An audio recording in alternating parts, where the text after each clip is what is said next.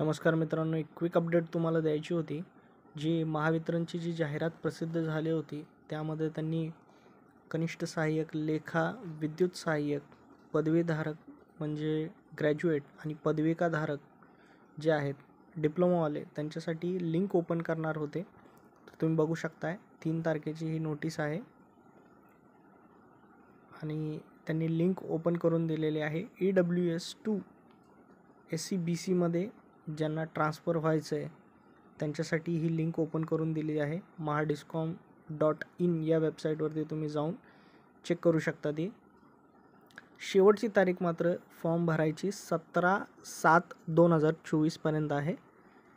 ज्या बाकीचे जे कॅटेगरीतले स्टुडंट आहेत त्यांनी फॉर्म रिटर्न भरायची गरज नाही. फक्त जे EWS मधले आहेत त्यांनाच SCBCमध्ये ट्रान्सफर करण्यासाठीची डेट दिलेली आहे, ते पण